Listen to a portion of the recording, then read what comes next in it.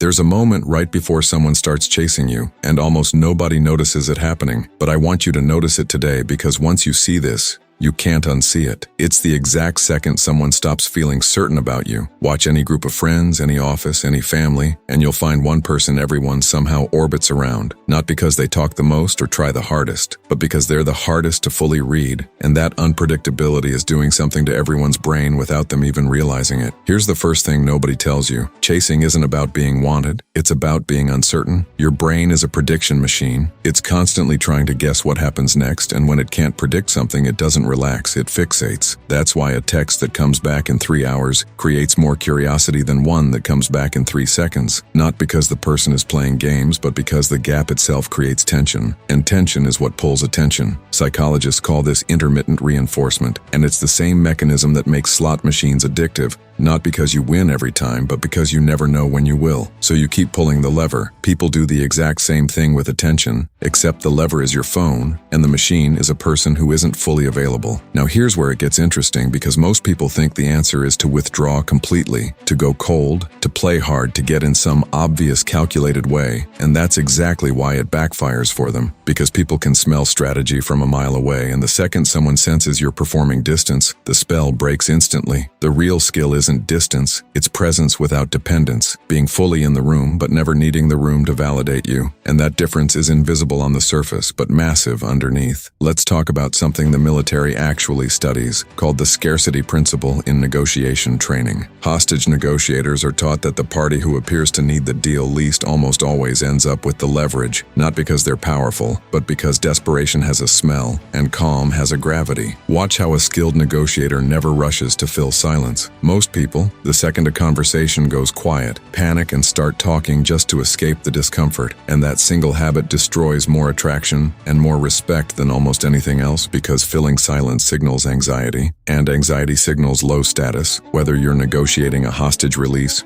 or just texting someone you like. If you're finding this useful, drop a comment with one word that describes the last time you caught yourself chasing someone instead of letting them come to you, because I guarantee half the people reading this right now are nodding and not saying anything, and that silent recognition is exactly the moment worth speaking up in. Let's go deeper, because there's a second layer almost nobody talks about, and it comes from old aristocratic body language training, the kind used in royal court centuries ago, where status was communicated entirely through stillness. A person of high status moves slowly, speaks slower than the room, and never rushes to explain themselves. Watch footage of any world leader or any powerful CEO in an interview. They pause before answering. They don't rush to fill space, and that pause alone signals to every brain in the room that this person isn't afraid of judgment. Compare that to someone who over-explains every decision, who justifies every joke, who apologizes for taking up space, and you'll notice the energy in the room shifts immediately, because over-explaining is a subconscious confession of insecurity, even if the words themselves sound confident. Here's insight number 3, and this one surprises people every time. Warmth without full availability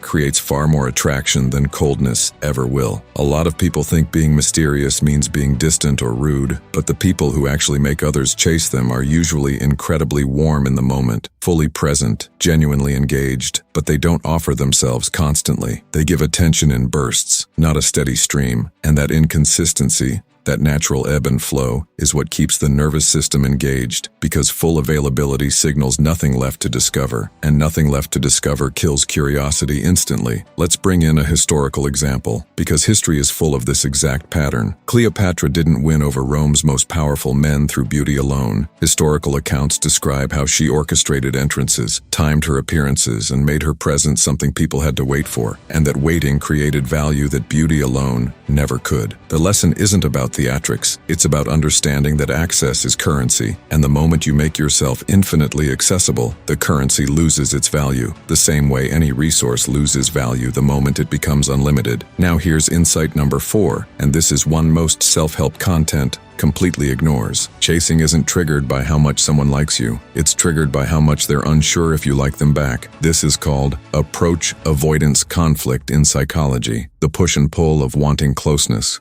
while facing just enough uncertainty to keep the brain engaged. This is why people often chase those who are inconsistent, not out of low self-esteem, but because the brain interprets unresolved tension as unfinished business, and unfinished business is almost impossible to walk away from mentally. This is also why closure is so hard for people to get after a breakup. The brain keeps replaying the uncertainty, searching for the missing piece, refusing to let the story end without resolution. And here's the fifth and final insight, the one that changes everything once you actually apply it. The person who needs nothing from the interaction is always the one holding the power in it. Not because they're cold, not because they're playing games, but because their sense of worth was built somewhere else before they even walked into the room. This is the real secret behind every historical figure, every negotiator, every high-status individual who effortlessly draws people in. They built their identity independent of the outcome of any single conversation, so nothing said or unsaid in that room can shake them. That's not a technique you can fake for one conversation. That's a foundation you build over time, and once you have it, you stop performing confidence and simply become someone whose presence naturally commands attention without demanding it. So here's your takeaway, and I want you to sit with this. People don't chase the person who chases them, and they don't chase the person who runs from them either. They chase the space between certainty and mystery, the space where their mind can't quite settle. And if you build your presence to live inside that space, calm, warm, unbothered, and quietly self-contained, you will never have to chase anyone again, because the moment you stop needing them to complete you, that's the exact moment they start needing to know more about you. Remember this the next time you feel the urge to explain yourself, to fill the silence, or to prove your worth to someone, because the less you chase, the more the world turns around to chase you. And once you understand that, you'll never see people, power, or yourself the same way again.